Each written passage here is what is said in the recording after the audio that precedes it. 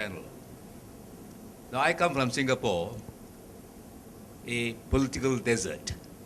I say it's a political desert. As I go along, I'll amplify on this point I'm trying to make. Fortunately for us, since May last year, after the last elections, although it is a political desert, there has been a gentle drizzle falling on Singapore. Why? For the first time in Singapore's political history, after a lot of gerrymandering has been done, with drawing boundaries, delineating constituency as to how many constituencies there will be in one group representation constituency, 2 to 6, it varied, making the task difficult for opposition parties. For the first time in Singapore's political history since 1984, you had one GRC returning an opposition party comprising 5 members. And those were the members of the Workers' Party. In addition, they also succeeded in capturing a constituency known as Hougang. So they have 6 members of the opposition who now sit in parliament. But that does not mean, as they say, one swallow doesn't make a spring or summer, whatever. The fact that there are 6 members of the opposition in an 82-member parliament does not mean that the opposition has arrived. There's a lot of hard work. There is a lot of battle going on even now on cyberspace between the PAP and the opposition parties, as well as civil groups, civil society groups in Singapore. Unfortunately, we don't have that kind of extensive civil group activity that you are fortunate to have in Malaysia. Like Dr. Wong Chin Huat, he is active. So is Mr. Dr. Kwa, and so many of you others. We have been suppressed for many years, since 1959. 59 to 1961, we had a bit of liberalism. Lee Kuan Yew wanted to have intellectual exchanges, tussle with anybody who stood up against him. But after 61, no.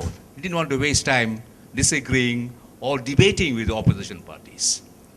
And if I may refer back to what Dr. Kwa quoted on the book by Professor D.J. Enright, who was a professor of English in the University of Singapore, as it was then called. What he said was, the book is called Memoirs of a Mendicant Professor. The word mendicant means beggar. So he referred to that learned professor as a beggar. Why? And this was coined by the late S. Rajaratnam, who was Minister for Culture. Terribly uncultured term to use, if you ask me, referring to a professor of the English literature as a mendicant. Why insult him in that fashion? What the sin that D.J. Enright committed was to say that you can't artificially create a culture. Singapore was trying to create what it labeled as a Singaporean culture, a meld or a blend of Chinese, Indian, Western, Malay cultures together. This has to brew very gradually. Then you evolve, you create a blend comprising all these different strands. It's then a matter of long process, long time before it can really be called a Singaporean culture with an identity which is Singaporean. So, if professors of English literature can be labeled and scolded and abused, what more with activists like Tan Wah Piao? Prefer false charges, charge him in court, put him in prison. That's a style. And as, if I may go back to Professor Enright, one sentence in his book is still outstanding, very strongly registered in my own mind. He said Singapore is a one-party state, the PAP. And the PAP is a one-man party. Who's the one man? You all know who he is. He's still around, kicking around. He's not dead yet. So I can't really say prelude to the post-Lee Kuan Yew era. It's not post yet. The man is still around. You know, if he were dead, I would be quoting Mark Antony. I was saying from this stage, I come here to bury Lee Kuan Yew, not to praise him. But alas, he's still alive. So it's not yet time for me to utter those memorable words of Shakespeare. Now, he is still a member of parliament, Lee Kuan Yew. And his son, as you know, is the Prime Minister of Singapore. He occupies an office that he used to occupy at the Istana. The Istana there is the place where the President goes, the Prime Minister goes, the Senior Minister, one Mr. Goh Chok Tong goes, and Lee Kuan Yew, now an ordinary MP, but he has got all the panoply of power that he had when he held office. He has Gurkha guards posted outside his house, bodyguards escorting him whenever he goes out, receives visiting foreign dignitaries at the Istana, which is not his residence, and of his staff, he has a large group of civil servants who attend to his every need. And mind you, when he stepped down as Prime Minister and Goh Chok Tong took over as Senior Minister, the very next day he called a meeting of all the permanent secretaries of the different ministries. So what's the big talk about he giving up office? He never did. So he carried on controlling the cabinet. And this, if I may refer to what Goh Chok Tong himself said about the role of Lee Kuan Yew in the new cabinet, of which he is the Prime Minister. And this quote is taken from a book by a man called Raj Vasil. And the title of the book is Governing Singapore. And the dialogue he had with Goh Chok Tong is quoted as an appendix to that book. And Goh Chok Tong was asked by Raj Vasil, what is the role of the Senior Minister? Lee Kuan Yew was then called Senior Minister. What is the role of the Senior Minister in the cabinet?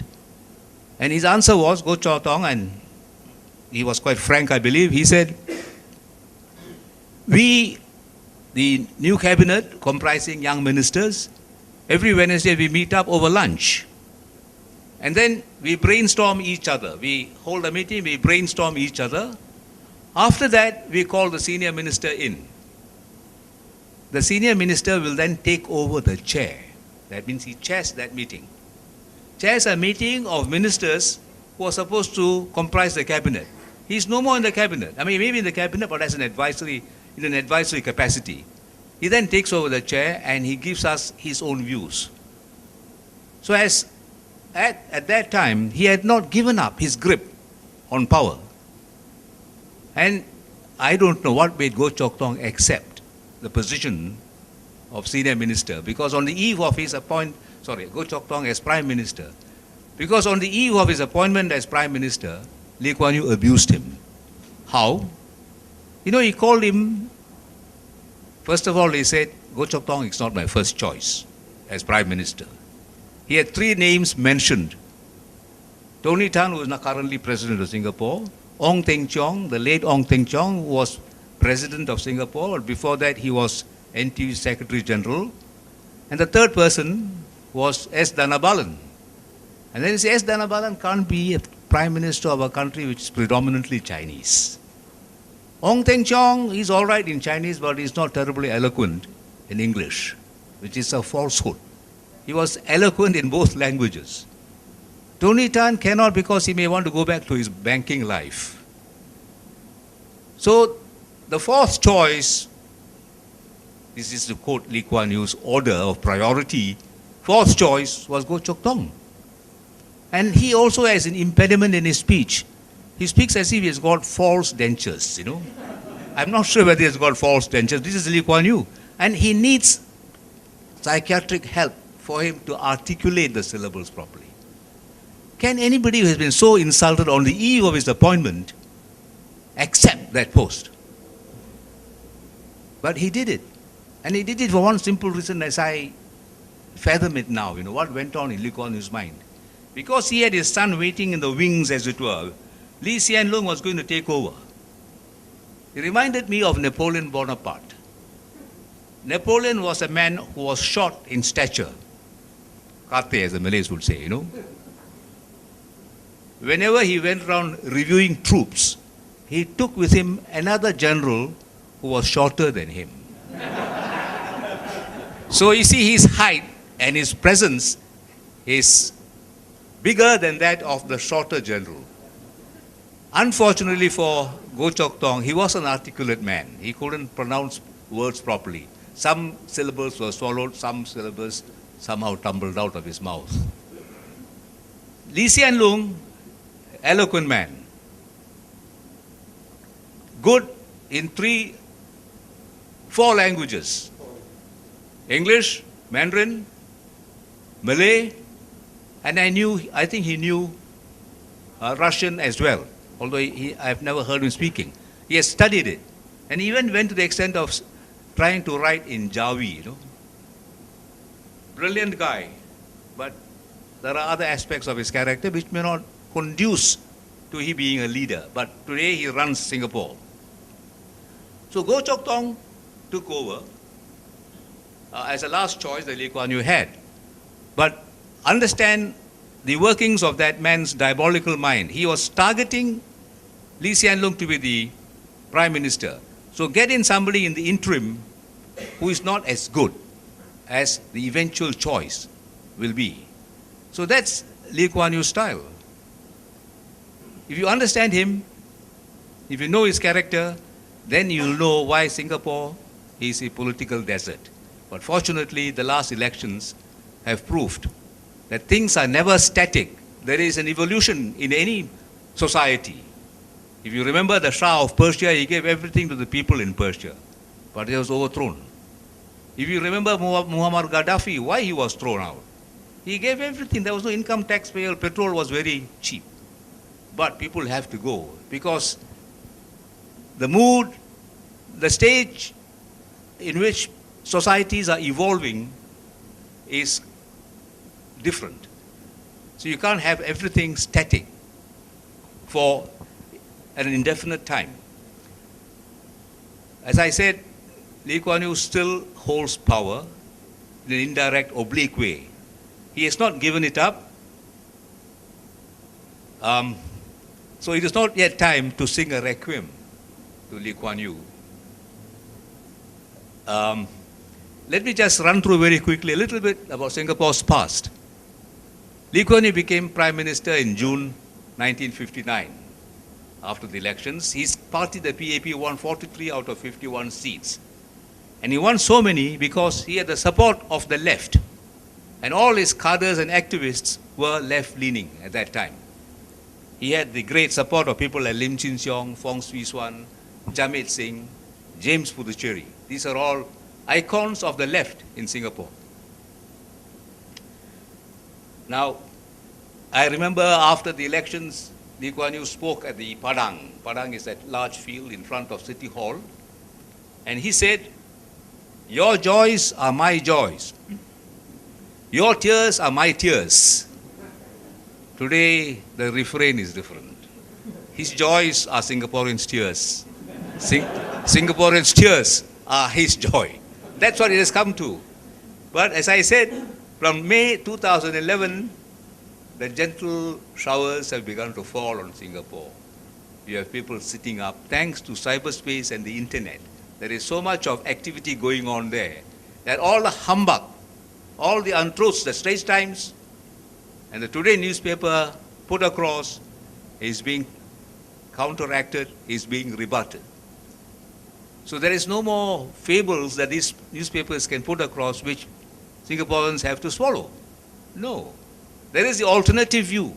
And these two books also present the truth, what really happened, and why poor Tan Wah Piao was persecuted.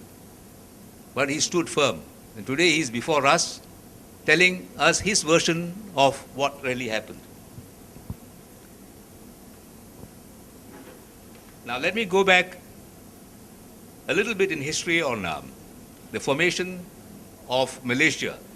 And Singapore was supposed to be a component of that federation. Malaysia was born on 16 September 1963. Before it took shape, there was severe antagonism from the left-wing and the progressive-minded people. Even people who you can classify as middle of the road or right-wing. In Singapore, the East Malaysian territories, in fact, opposed the idea of the federation, because the terms that were offered were not acceptable to them. It was one-sided, and the center in Malaysia, the federal government, had greater say to the disadvantage of the East Malaysian states. Singapore, through Lee Kuan Yew, was terribly disadvantaged. In fact, the terms on which Singapore was to merge with mainland Malaya was not made very clear. And the Barisan Socialists, which was the opposition party, the leading opposition party, advocated that blank votes be cast. Blank votes, each blank vote would be a protest against the proposed federation of Malaysia. But you know what Lee Kuan Yew did? He convened parliament and he said, if there are blank votes being cast, it is up to parliament, or at that time legislative assembly, up to the legislative assembly to decide what the blank votes will represent. There were three choices.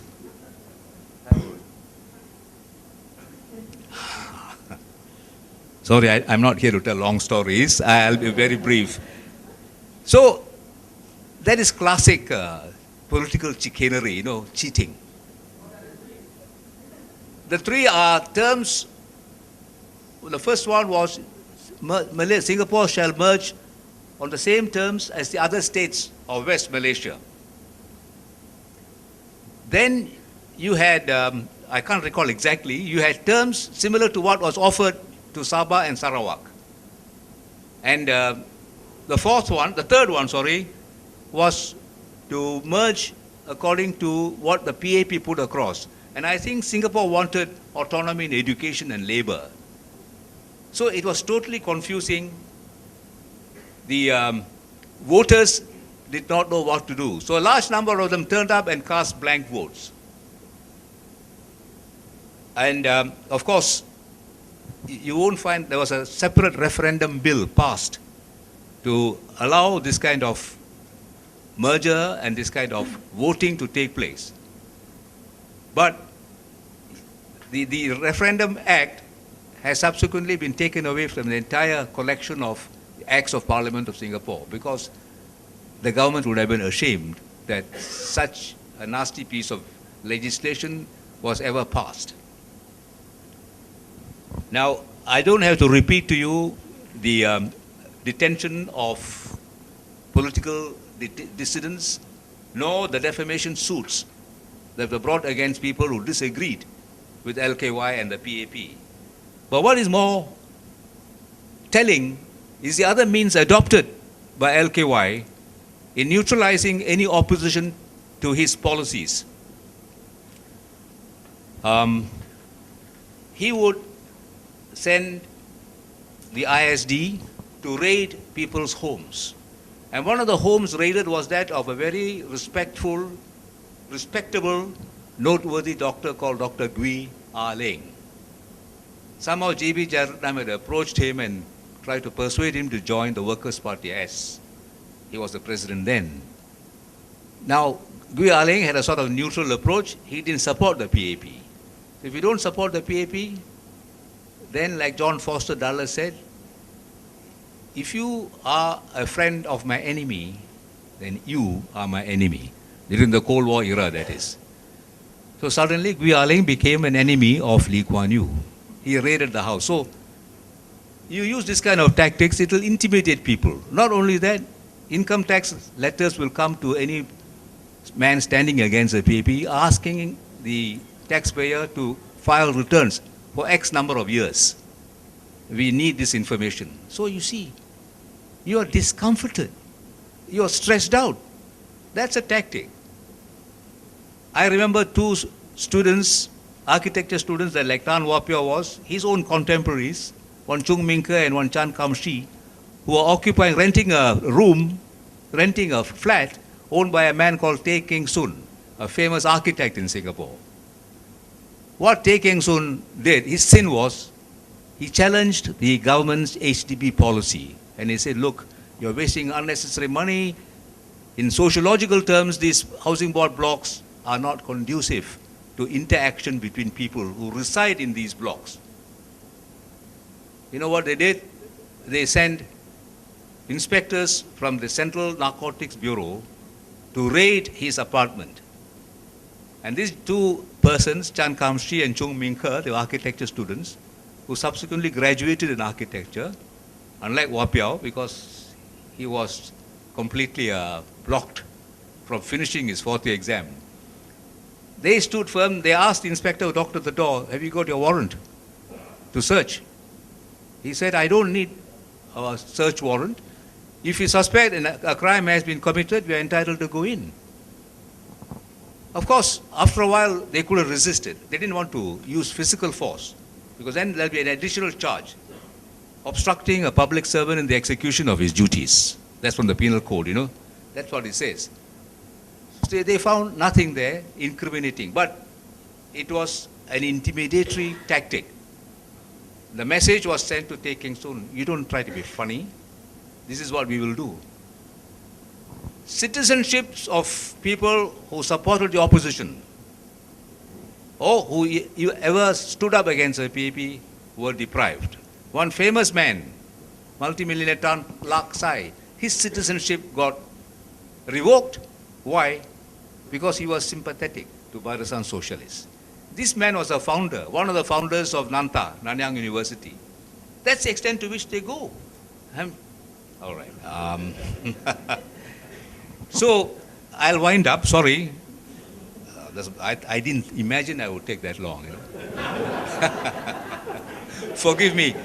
There is now a movement to tap Singaporeans' ideas, and they have something called the Singapore Conversation, the national conversation, inviting members of the public to contribute their views on how to improve the political situation, how there can be interaction between the opposition and the PAP. But at least it's a move, thanks to the people who have been surfing the internet and those who have been sending messages. There is a new dawn in Singapore, I will say, and it's happening in Malaysia as well. So I just want to finish this little piece from me with a line from Wordsworth. You know, now is the time for change, as Dr. Kwa said. There will be change. There will be change in Singapore. So Wordsworth wrote when French Revolution took place in 1789. Bliss was it in that dawn to be alive, but to be young was very heaven. So I leave it to you all young people. Thank you.